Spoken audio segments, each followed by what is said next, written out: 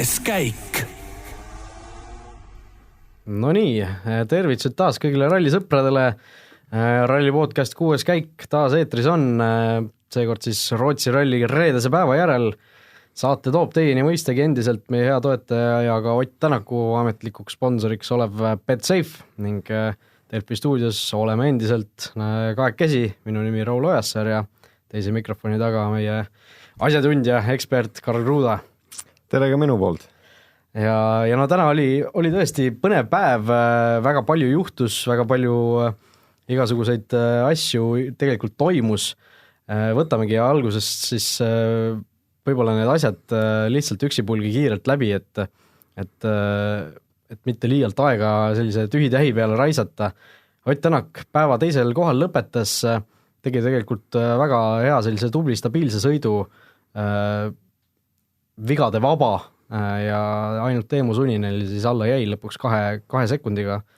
Andres Mikkelsen 3, 17,8 sekundit, võib-olla isegi selliselt vaikselt sinna kolmandale kohale hiilinud ja kaks sellist suuremat, tähtsamat katkestamist olid siis Jari-Mati Lattala ja Sebastian Ogier ja muidugi välja sõitis siis ka Markus Grönholm.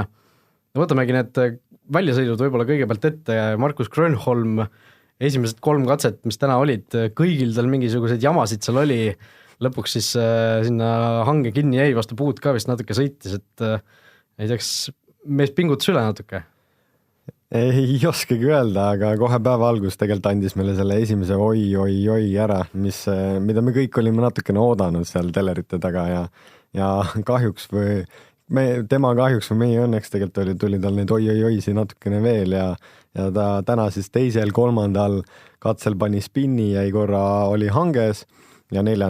siis jäi lõplikult või pikemalt kaevama sinna lumehange, et tegelikult oli mehest nagu kahju, et ta vist pingutas, aga võistlushing ikkagi nii sügavalt sees, et tahad ka nagu head tulemust nagu teha ja nagu meestega võidu sõita, aga hetkel võib-olla tundus lihtsalt, et raske oli teele pihta saada, et eks need tingimused olid ka muidugi väga keerulised täna, et see ilm oli ikkagi 6, 7, 8 kraadi ja suhteliselt sula ju.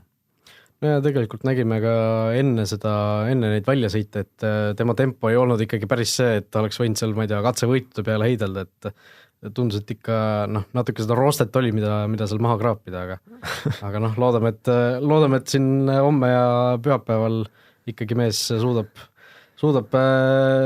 teel püsida ja võib-olla siin mõnel katsel ka natukene teisi hirmutada. Kindlasti järgmistel päevadel ma arvan, et nüüd on vähe pingevabam tulla ka, et enam sa ei pea sõitma nii-öelda oma top 10 tulemuse peale, mida ta proovis või mida ta tahtis nagu saavutada ja mida ta ütles ise välja, et nüüdseks ta saab lihtsalt nautida ja tegelikult võib-olla tema sünnipäeva puhul siis nii-öelda üks parimaid kingitusi, et nüüd ta saab lõpuks seda talverallit nautida, mis muidugi täna poole päeva pealt pöördus kui nagu Walesiks ja Monteks ja Rootsiks, et seal oli nii palju erinevaid tingimusi ja rehvid olid ikkagi nagu ühed, et väga palju juhtus. Ja juhtus nii igal pool, et ma ei tea, Raul, kas sul jäi ka täna näiteks süda mõnikord saapas äärde või mis sa ütleb päeva kohta? No siin jah, Twitteris ka inimesed hädaldasid, et ja no tõesti minul ka, kes ma seda Delfi ralliblogi tegin seal, et kohe esimesel katsel ju tegelikult, kui muidu kui sa vaatad WRC Plussis neid maps või kaarte, siis kus need GPS-iga autod peal liiguvad, siis seal üks asi, mida alati usaldada saab, on see sõitjate kiirus, mida näitab hetkekiirus kilomeetrit tunnis, on ju. Kui see nulli langeb katse keskel, siis on midagi väga valesti. Ja no olgem ausad, Ott Tänakul kohe seal esimese katse keskel järsku vaatan Tänaku kiirus nullis, kiiresti kirjutan, et kas Ott Tänakul on midagi lahti seal, kas on ka seisma jäänud või välja sõitnud, mis seal juhtunud on seal. Teadmatus oli esiteks, eks ju, mõned, ma ei mäleta kaua see täpselt kestis, mõnikümmend sekundit, mõni minut, aga lõpuks ikkagi oli näha, et ta see nupuke seal kaardi peal nagu liikus edasi, et tegelikult ei olnud ta kuhugi seisma jäänud, et lihtsalt see ajavõtusüsteem streikis mõnel teisel katsel ka täna, aga tõesti see oli üks hetk, mis nii minul kui ilmselt tänu minule või tänu minu sellele kirjutamisele ka sadadel või ma ei tea, tuhandetel eestlastel ka lõpuks jäi samamoodi süda saapas äärde. Väike selline kollektiivne südamelöökide vahel jätmine seal toimus. No lõpp ja kõik ja vähemalt mees on ilusti päeva lõpus ja tegelikult ikkagi väga tugevalt ka, aga selle peale tegelikult see oleneb hästi palju ka ilmast, sest WRC-s, et üldse seda kõike meieni, et see informatsioon meieni nii kiiresti jõuaks, siis seal on need helikopterid, mis lendavad nii-öelda katsete kohal ja siis nii-öelda safety helikopterid ja siis tegelikult on ka nagu pealtvaatajaid mõned, kes lendavad nendega ringi. Aga nende koha peal veel lendab tegelikult lennuk WRC enda omad, mis püüabki kogu seda informatsiooni, et mitte et see ei pendeldata läbi satelliitide, vaid see lennuk ongi see nii-öelda nagu satelliit sellele keskusele, et see info leviks kiiremini, et need asjad oleks ülekoormatud, aga noh, eks ma neid pealtvaatajaid üle maailma on tegelikult miljoneid ja eks võib-olla seal metsa vahel, kui Ott seal oli ka, võib-olla vähe sellest, et meil jäi nagu oma Eesti mehe peale süda seisma, siis ma arvan, et võib-olla mõni välismaalane jäi kellegi teise peale. Just, et selliseid asju oli, aga noh, Ott Tänak tuli õnneks päeva kenasti lõpuni, aga kaks meest, kes siis ei tulnud lõpuni, noh, olid veel Sebastian Ogier ja Jüri-Mati Latvala, no suhteliselt sarnased olukorrad tegelikult mõlemal ju olid, läks auto tagaosa vastu hange, mis viskas siis kontrolli alt välja selle sõiduki ja mõlemad siis nii-öelda külge pidi sinna hange sisse jäid ja kinni sinna siis jäidki, et Ogier natuke kauemaks, Latvala sai küll seal lõpuks välja, aga noh, ametlikult ikkagi katkestas katse lõpuks, sest oleks tal see ajatrahv lihtsalt oli kasulikum see ajatrahv võtta, kui lihtsalt selle 20 minutilise kaotusega lõpuni tulla. Selles mõttes oli tõesti kahju. 8 tiitlit ei raja äärde, aga 2 sõite peale 9 veel sõidavad muidugi edasi. et mõlemast oli kahju ja Jüri-Mati ka, nagu sa just nagu rääkisid seda situatsiooni, et sa vaatasid seda ka autost ja tegelikult oli ülikahju ja ta tegi 4 aastat tagasi täpselt selle sama Torsby katsel selle vea, kus ta oli katse lõpus, sõitis selle aasta finišikurvis sõitis kraavi sisse ja mina just olin selle hetke veel Martin Järveaga ja just vaatasime seda rallit ja me kirjutasime legendi ja siis Matu oli kohe, ta on alati selline abivalmis inimene, võttis kohe kõik jalad saabastas põhimõtteliselt välja, jooksis üle põldude, kõik asjad hakkasid nagu lendama ja jõudis täpselt õigeks ajaks kohale. Ja õigeks ajaks ma mõtlengi selle peale, et nii siis, kui tema kohale jõudis, sai Jüri-Mati välja. Aga mehel on tõesti nagu suur ring selles mõttes, et see on ka ralli vaatamise üks kõige suuremaid pluss, et tegelikult inimesed seal oli näha ka, et kes täna kinni jäi, siis labidad olid juba olemas ja nagu pealtvaatajad ise võtavad koormarihmad ja labidad ja asjad kaasa, et tegelikult on nagu pealtvaatajale annab see teistsuguse nii-öelda energia, et sa saad tegelikult aidata meest tagasi, et nagu mine kiiresti edasi ja võitle nagu lõpuni, et raja ääres, kuna raja peal võib autot lükata, siis raja peal on kõik võrdsed ja kõik aitavad üksteist. No Ogier puhul oli just see, et temal ei olnud neid pealtvaatajad seal lähedal, et ise ütles ka, et täielik ebaõnn, et pidid seal kaardiluga kahekesi seal kilomeetri umbes jooksma, et pealtvaatajad kutsus, et tulge aidake meid, et noh, selles mõttes lihtsalt ebaõnn. Täiesti kahjuna, sest mina lugesin täna kokku, et oli 13 pinni WRC meestel, mitu korda, ja suur osa oli nendest Grönholm.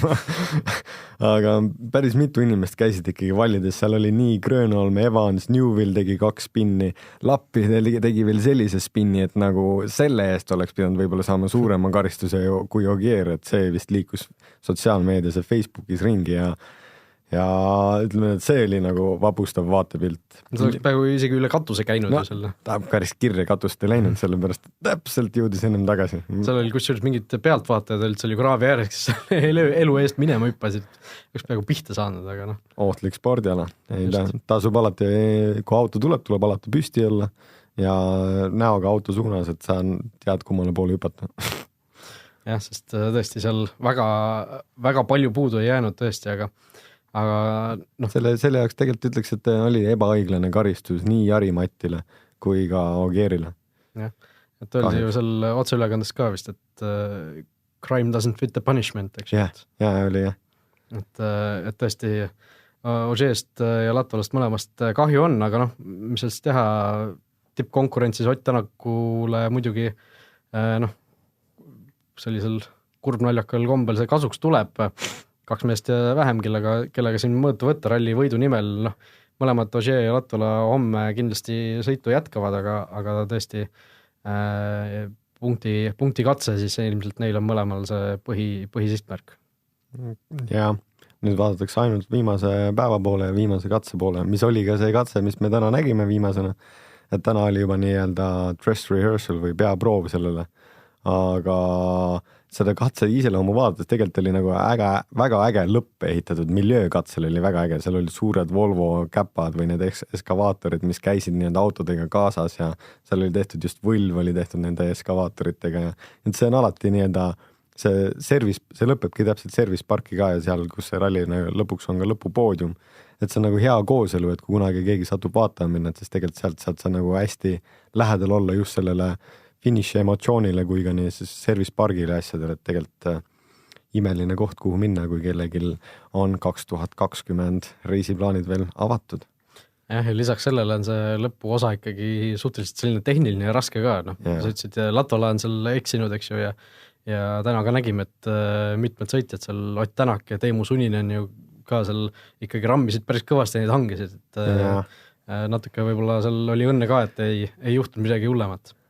Eks Teemul oli tõesti, ma arvan, kõige raskem, et tal enne viimast katset juhtis ju tegelikult Otti 13 sekundiga, aga viimane katse Ott tegi esiteks väga tugeva sõidu just oma teiselt positsioonilt, mis ta rajale nagu tuli, ja aga Teemul oli teistpidi raske, et temal läks nagu palju pimedamaks juba väljas, ta pidi lisatulesi rohkem kasutama, aga tal hakkas poole katse peal need ära kukkuma, eest hakkasid ära lendama ja katse enne seda oli Bertellil täpselt sama viga, et see on nii-öelda, ma arvan, et väike kivi M-spordi kapsaaed, et ma ei tea, mis seal juhtus, kes nagu unustati mingi kruvid kinni panna, aga tundus, et kui Bertelli kapotti nägid, et siis ta oli nagu reaalselt ära murdnud, et saad võib-olla stange küljest või midagi, et lund ikkagi vastu ninaga lähed nii palju vastu maad ja võib-olla oli nagu lahti löönud, et selline õnnetu juhus oli Teemul, aga ta tuli lõpuni väga tublisti ja tegelikult jäi ikkagi tänase päeva liidriks ja minu jaoks oli see üks väga suur üllatus.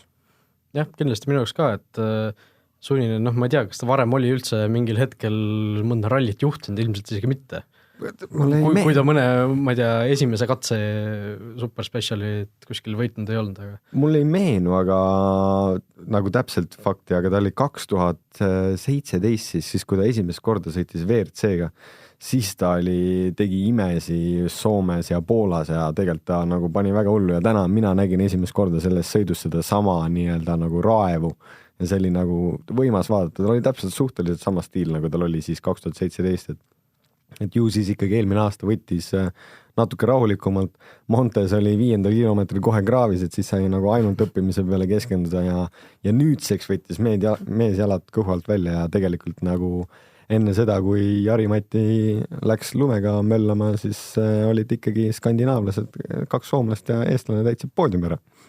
No Sunnini puhul on tore ka näha seda, et tavaliselt kui mees on ikkagi alati nendes intervjuudes ka ikkagi materdab seal ennast ja ikka ma ei olnud ikka piisavalt hea, siis täna aeg-ajalt oli tal ikka raske seda naeratust ka peita seal, et tahtis nagu siuke tõsine ja korralik välja paista, aga vahel ikka see suunurgad nagu tõusid automaatselt ülespoole ja kuulis jälle, et oled katsevõitja, liidrikoht ja mis tunne on ja aga tahtsin nendest lisatuledest veel sinu käest kuurida, et nagu sa ütlesid ka, nii Sunninil kui Bertellil täpselt samasugune probleem oli, et nad kippusid sealt lahti tulema, et kuidas nad üldse selle kapoti küljes kinni on või mis nii-öelda selle süsteemiga need on, sest ma saan aru, et sõitjatel peavad nad ju pärastlõunal kogu aeg kuskil pagasnikus olema ilmselt, et need siis ise sinna mingi hetk juurde kruvid, et kuidas see asi üldse käib?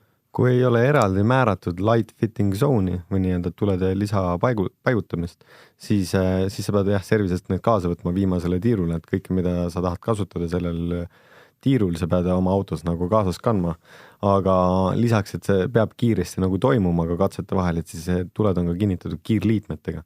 Üldjuhul on kiirliitmed on 2 tükki on ees, siis või nii, 2 või rohkem võib-olla muidugi, on ees just nagu stange küljes ja siis 2 on nagu kapoti peal või see on igal autol disaini mõistes on ta kindlasti nagu erinev. Lihtne loogika, et 2 on all ja 2 on nagu seal taga, et see peaks need tuled nagu paigas hoidma ja seal ongi nii-öelda nagu metall nii-öelda nagu liistud, mis lähevad siis nii-öelda nagu nii-öelda munad alla, mis hoiavad neid siis seal nagu kinni. Aga nagu ma ütlesin, et nagu auto pealt nägid, et ta oli kapoti küljest ka selle nii-öelda selle lahti rebinud metalli küljest, et kuskil ju siis midagi pidi seal nagu lisaks olema, et midagi jäi puudu või unustati maha või mingi jama oli. just nii. No vaatame natuke ka selle viimase katse poole veel, no Ott Tänak teisena rajale minnes me nägime ju tegelikult, kui palju see iga sõitjaga see rada kiiremaks läks. Sellest hoolimata ta suutis lõpuks siis vaid 2,9 sekundit Esa-Pekka Lappile kaotada. No mis see saladus oli seal? Mulle näiteks tundus, et ta kas selle viimase katse jaoks säästis endal eelmistel katsetel natuke seda naelrehvi või mis seal võis olla selles, et ta selle nii kiiresti suutis läbida? Ma arvan, et ta oli väga kaval ja tark ja võib-olla tõesti eelmisest katsetelt ta hoidiski nagu viimaseks katseks nii-öelda 2 rehvi, ta teadis, et nagu sellel katsel võib-olla, kuna see on puutumata, et hommikul histoorikud pidid ka seda sõitma, aga see jäeti nagu ära ja siis nemad olidki nagu esimesed, kes seda siis nii-öelda nagu ründasid seda katset. Ja ma arvan, et sellega seoses ta võib-olla pani rõhku rohkemgi nagu viimasele katsele ja ta sõitis nagu, kui sisepilti vaatas, ta sõitis väga ilusti ja puhtalt ja ta nagu usaldas rohkem võib-olla seda autot kui teised. Aga eks sealt ühtepidi oli näha, et mingi hetke pealt see pidamine läks nagu alla ja siis nagu tuli seda päris kõvasti jälle nagu tagasi, et eks see jääkiht võib-olla seal nii suur peal ei olnud. Aga tegelikult sellegi poolest ta tegi suurepärase aja, aga no ütleme, lisaks üllatus. Mees, kes valiti siis minu eest Hyundaisse kunagi sõitma ja siis selle aastal ta nii-öelda enam ei sõida seal, aga see mees võitis viimase katse ja just nii-öelda WRC2-ga. Jah, Jari Juttunen. Jari Juttunen, jah. Ja tõesti see, ilmselt see näitab ikkagi seda, et see rada ise läks nagu kiiremaks, sest lisaks Juttunile, kes WRC2-ga siis suutis üllatuslikult selle, mis ei ole isegi selline super special, 8,9 kilomeetrit, selline suhteliselt okei pikkusega katse suutis võita selle WRC ees, siis tegelikult neid R5 autosid oli seal esikümnes veel, Mats Östberg 5. aeg, Kalle Rovanpera 6. aeg, Kristofferson 8. aeg, Gräzin 10. aeg. Veibi ka veel. Ja Veibi ka veel, jah, 9. nii et rohkem oli isegi WRC2 nagu. Jah, põhimõtteliselt, et päris selline huvitav olukord, et see nagu annab tõesti mõista, et rada läks paremaks või pidi minema paremaks. Huvitav, mis siis saab, kui pühapäeval ka selline olukord on, tulevadki punkti katsel, WRC2 mehed võtavad neid punkte või kas sa tead, kuidas siis on? Siis on üldarvestuse järgi, et kui WRC2 Uttunen oleks praegu saanud 5 punkti. Päris ikka huvitav kaardisegamise moodus. Ogierin oma oleks päris pahane. Tõesti. Võtaks sealt, aga kui Tänak saab tõesti tagantpoolt startida, siis ilmselt oleks ta veel kiirema aja seal suutnud välja sõita. Seda kindlasti ja homme siis ka selle peale natukene mugavamaks elu meestel läheb, et homme siis pööratakse järjestust tagurpidi, kuidas nad täna lõpetasid, et esimesena lähevad siis rajale need, kes olid katkestanud täna või jäid hange kinni. Grönholm Ogier ilmselt. Grönholm saab eetriaega natuke rohkem ja Ogier ja Latvala ja siis Ott tuleb siis eelviimase WRC-na ja tema taga siis stardib Teemu Sunninen, kes on siis 23-aastane ja Soomes või Rootsis on nii mõnigi rekord tehtud, et kui Jari-Mati oli kõige noorem ajaloos, kes võitis seal, siis tegelikult on ka Rootsi selline ainulaadne ralli, kus on ka WRC2 autod või nii-öelda nõrgemad autod võitnud katseid sellel rallil. Ja üks aasta võitiski tegelikult teine üllatusmees täna, kes? No, praegu panid mind raskesse olukorda, niimoodi lambist ei oska midagi pakkuda. Kohalik staar Pointu, Tiidemand oli ka täna tegi suurepärase sõidu ikkagi, et hommikul tal olid siin autoga probleeme, aga päeva tundus, et see sama probleem, mis Ogier oli eelmisel rallil ju, et ta rääkis ka, et gaasipedaali, kui lasi lahti, siis see auto andis ikka gaasi juurde, et niimoodi suhteliselt ebamugav sõita. Liblikas vist jäi kinni. See on see, kui liiga palju elektroonikat on. Tuleb ikka ära unustada, tagasi karburaatori peale minna. Tüüsid, värgid, särgid. See on põnevam kohe. Aga ei, tegelikult Pontus oli ka täna väga tubli, lõpetab ka siin 9. kohana, et päris meestele ta vastu ei saanud, hommikul natukene aega kaotas, aga pärast lõunal oli väga tubli ja väga kiire sõiduga. Jah, no ma vaatan praegu, et pärast siis neid hommikusi katseid ta kaotas 1.06 Tänakule liidrile ja praegu siis kaotab 1.24, et tõesti 18 sekundit selle pärastlõunaga juurde tuli, aga tegelikult arvest seda, et WRC autost ta suhteliselt nagu uus veel on, siis võib-olla peab selle pärastlõunaga ikka rahule jääma. Kindlasti, mina kindlasti jääks. aga vaatame natuke selle homse ülejäänud ralli poole ka edasi, stardijärjekorda juba mainisime, Ott Tänak siis tagantpoolt stardib homme, ehk siis kõigi eelduste kohaselt peaks olema ikkagi selgelt paremad võimalused katsevõitudele võidelda ja üldse kiiremini sõita. Võrdsemad võimalused pigem just nende inimestega, kes ta võitleb, et täna, kui Teemu Sunninen tuli ikkagi suhteliselt, täna tuli viimasena, Ott läks nagu lõpuks juba teisena rajale, et siis homme nad on kõrvuti, et siis see võitlusmoment on arvatavasti natuke tihedam. Just nii, ja kui vaadata veel Betsafe'i koefitsiente, siis pole kahtlustki, et Ott Tänak selle tänase päevaga tõusis siis favoriidiks number 1, mitte et seda enne ei oleks olnud, aga tõusis siis või tõstis veelgi oma võimalusi ja kui vaatame siis praegu värskelt üles pandud koefitsiendid räägivad meile seda keelt, et Ott Tänaku rallivõidu koefitsiendiks on siis vaid 1,42 ja üldse ükskõik, kes teine võidab, on 2,65, et Tänaku võiduprotsent on lihtsalt nii palju üle 50, et ükskõik kes teine, kui panustada ükskõik kelle teise peale, mitte konkreetselt kellegi teise peale, vaid ükskõik kelle teise peale? Yeah. Ma ei mõelnudki seda nii. Et siis on 2,65 koefitsient, et tõesti selle 2,65 peale panustades tuleb loota nagu seda, et Tänakul midagi juhtub ilmselt, sest kui tal midagi ei juhtu, siis ma arvan, et ega keegi talle puhta kiiruse pealt küll nüüd vastu ei saa. Ja mina ei taha loota, mina ei julgeks seda pakkumist vastu võtta, aga samas see on päris ahvatlev. Aga ma olen hinges oma meeste poolt, nii et mina läheksin Oti peale endiselt ja lepiksin väiksema võiduga, aga võidaksime kõik koos. Just, et kui keegi selline küünik panustaja on, siis 2,65 on see koefitsient, millega saab siis panustada sellele, et Ott Tänak ei võida rallit, ütleme siis niimoodi lihtsamalt võib-olla.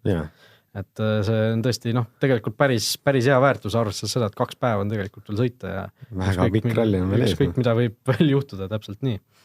Ja kui neid koefitsiente veel vaadata, siis Ott Tänaku kiiruskatsete võitude arv, praegu vist tal 3 tükki on kirjas, see, et ta vähemalt ühe veel võidab, on ainult 1,08 koefitsient, aga näiteks mis on päris hea väärtus, on juba näiteks üle 5,5, ehk siis ta võidab vähemalt 3 katset veel, on 1,57, vähemalt 4 katset veel on 1,95, et ma arvan, et need mõlemad koefitsiendid on päris hea väärtusega, arvestades seda, milline päev tegelikult homme peaks ees ootama selle stardijärjekorra mõttes ka just. Ja tegelikult on veel 11 katset üldse kokku minna.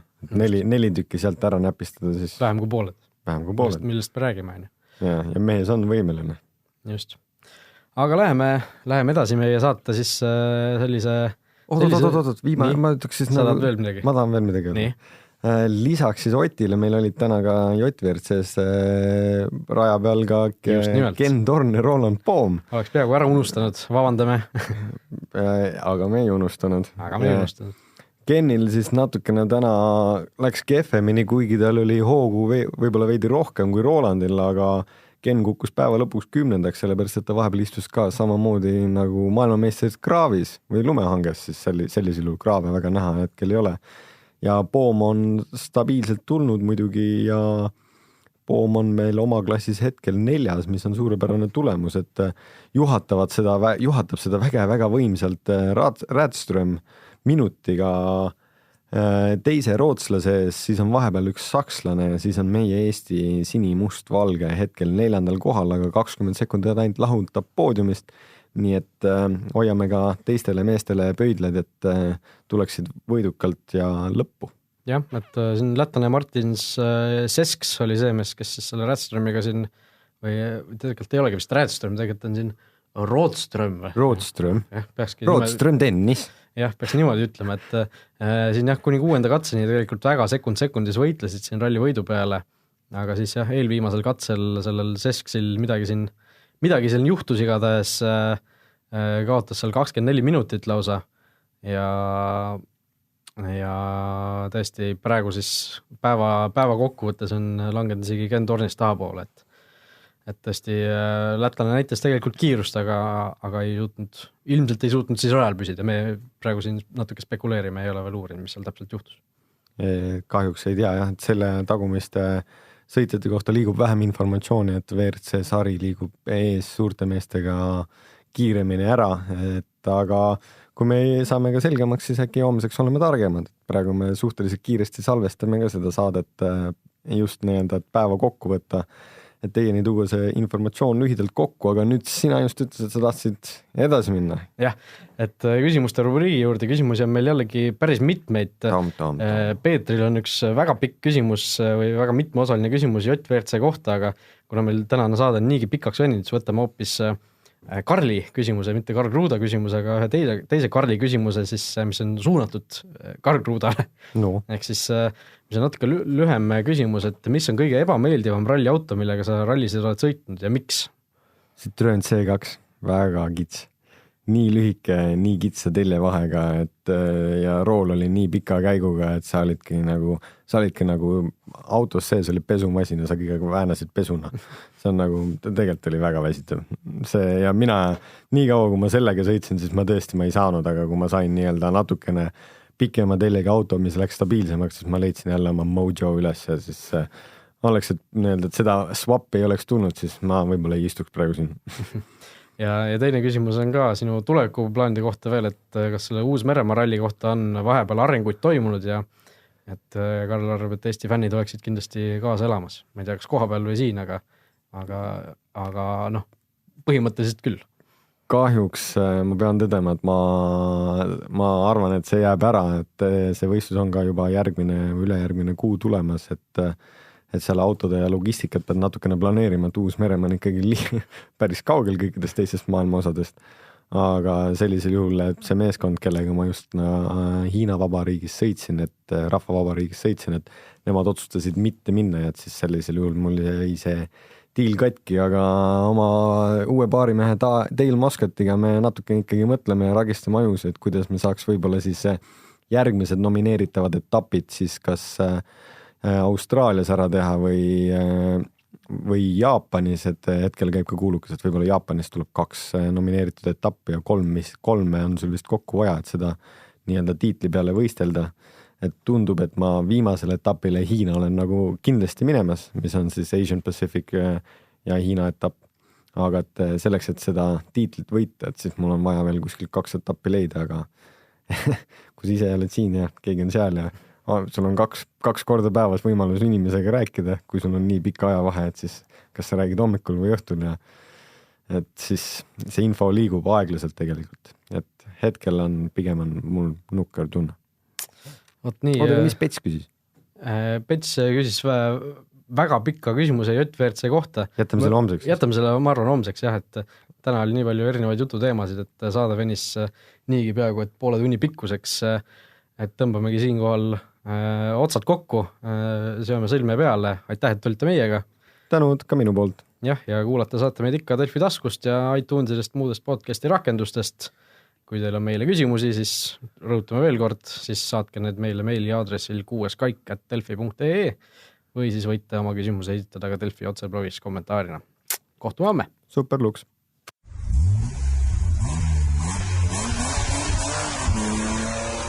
Kuues käik.